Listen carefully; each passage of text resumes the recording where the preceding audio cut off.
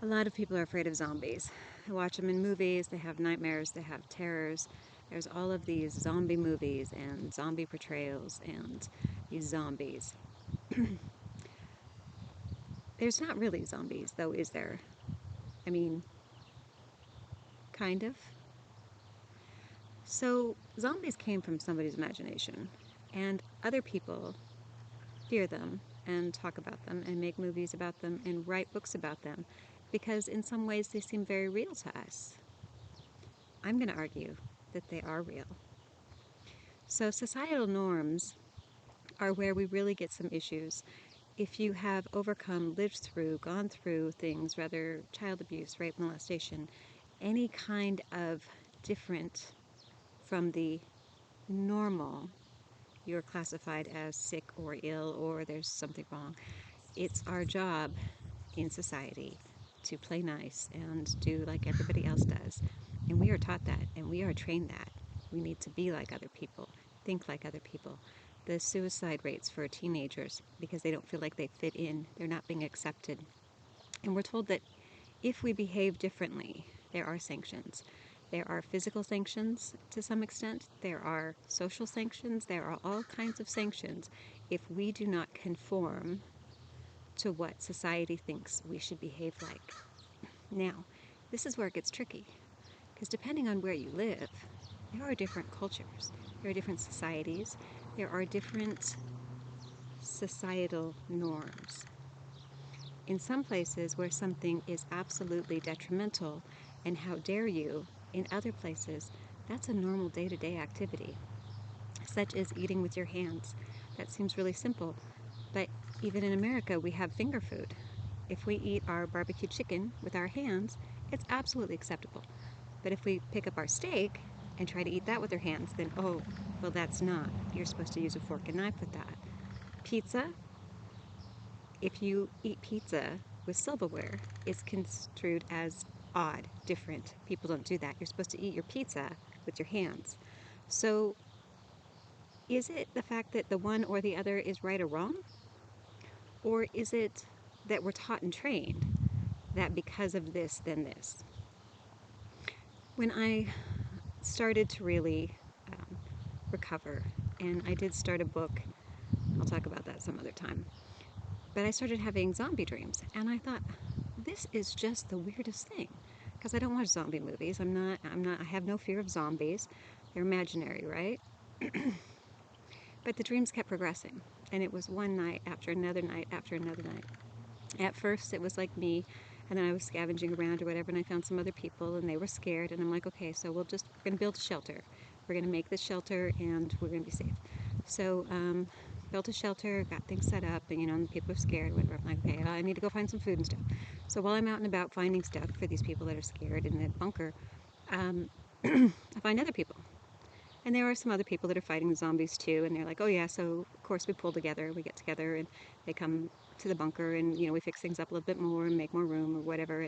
And so some of us every day go out and gather resources and things, and others stay back in the bunker because they're afraid. And every night, we lock the doors, and you can hear the zombies. So since people are scared, we put up some security, we put up some cameras. Okay, they're just zombies, don't worry about it, but we'll be back, we're gonna just go. And we find more people, and we're doing stuff and getting water and getting stuff to make plants, and just basically building a community. And every night we lock the doors, and there's the zombies. And we're like, okay, yeah, no, we're locked in. And I kept reminding these people that zombies are not real bright. They really aren't. They're just doing what the others are doing, and they can't get in. But, just because, put up some cameras or whatever, okay, you can watch the zombies, you'll see, they're just kind of wandering around, they don't know what they're doing, they're just doing what everybody else is doing. They're probably not even smart enough to open the door, but put some locks on there. So every day we go out and we scavenge, we come back to the people that are afraid. And then I thought, those zombies were people once, and maybe they need kind of what these other scared people need, and they just need something. So I started leaving out some water and some crumbs and maybe a stuffed animal, something, and then we lock the doors and go to bed and get up the next day, and the stuff would be gone.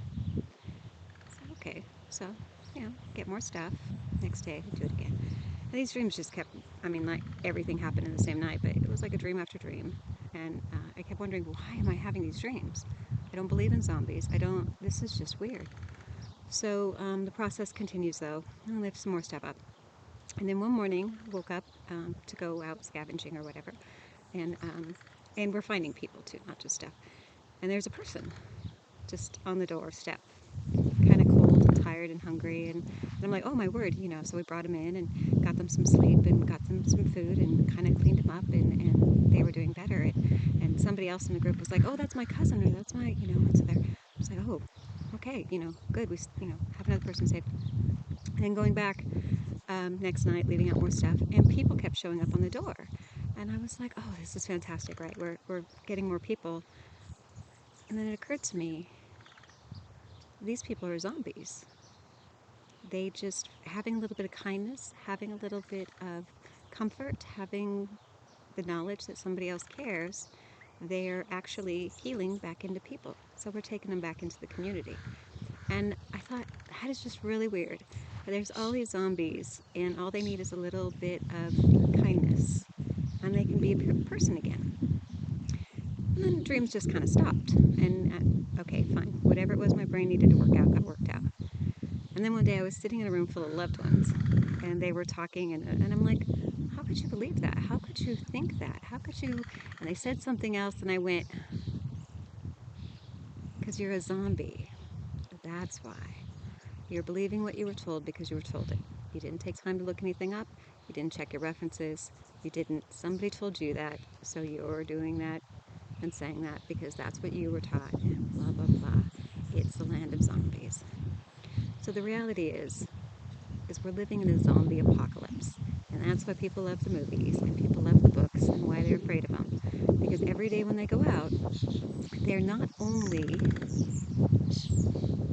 associating with and being around and surrounded by other zombies, but they're turning into one themselves. So in the process of healing, I told you in one of the other videos to start questioning what you believe. And that's very important. Because a lot of times, if we've experienced things and we're not acting and reacting the way, now catch this, just the society that we're living in right now wants us to act or react, then we are misfunctioning. We are misbehaving. We need to be fixed because we must be broken. But the reality is a lot of times we're not broken. And our actions and reactions are not appropriate. The person that's experiencing them may not like them, but that doesn't mean it's an inappropriate reaction. There's been a few things that I was told, oh, well, da-da-da-da-da, you're just overreacting, you're just being emotional, or because you're a girl, or because of this and that, and I'm like, oh yeah, I need to kowtow and pull myself together. And then a year or two later, I went, that was actually a realistic reaction. You were cheating on me, and I dumped you. It's not that I was overreacting, it's that you're a jerk, and I needed to behave appropriately, which was to sever the relationship. So I need to forgive you for that. We don't need to get back together. There's no playing nice. You're a cheater. I don't want to be with a cheater. End of story. That seems pretty simple, right? A lot of people would agree with that. But there can be a lot of other things. Because you did this or because you did that, then therefore you are misbehaving. And sometimes it's not a misbehavior at all. In other cases, it's really a that's important to you thing. So there is the ritual of setting the table and eating dinner.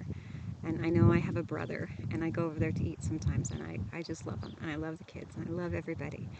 But man, sometimes it's exhausting, that entire ritual of getting everything set and everything out and everything, and then there's all the cleanup after and all that. And I'm like, you guys just had hot dogs. You could have just, slapped them in a paper towel and called it. Saved a bunch of time. We could have been playing games. So am I wrong for thinking that it's okay to just grab a hot dog and eat it? Do we need to set the table? Or am I right and they're wrong for not just grabbing a paper towel? The truth is, we're both right. Neither of us are wrong. It makes them more comfortable to set the table and sit at the table. That is their time, and that is their ritual, and that is their thing. And it's absolutely 100% okay for them. I'm one of those people that will grab something and just eat it over the sink. That is 100% okay for me. It is my life. It is their life. We don't need to be zombies. We don't need to act and behave and react and do things just because it's important to somebody else. That's their life. Let them live their life, and you live your life. And I think you'll find you're spending a lot less time in therapy. It's absolutely okay for you to not be like everyone else. As a matter of fact, they don't care. I mean, for the most part, if you are in the same room with someone, be respectful of them. I'm not going to tell you not to do that. But if you're living alone, you don't have to make your bed every morning just because your mother insists that your bed be made every morning. On the other hand, I'm one of those people that I like to make my bed every day. That's a choice that I make, and that's because, well, through the course of the day I put stuff on it. I don't have to clean everything off to get under the covers. So those are personal choice things. And we do that with so many things. Those seem really simple. But what's the saying, kiss? Keep it simple. It really is. A lot of times we're miserable and we're suffering because we're trying to live our lives to somebody else's standards. And if you go to a different place, the standards change. You don't need to adapt. You don't need to assimilate. You don't need to be a zombie. They don't accept you, and guess what? There are other people. There are billions of other options. You don't have to live your life in a place that you're miserable all day, every day, just because you're not a zombie. So, there's the zombie story. Don't be a zombie. If you are a zombie, maybe hang out with some people that'll be kind and give you a stuffed animal, maybe some water. Because there's more to life than just doing what everybody else does, acting the way everybody else acts, dressing the way that everybody else dresses. Because most people are actually miserable conforming. They spend more time trying to adjust and be accepted than they do finding out who they are and what makes them happy.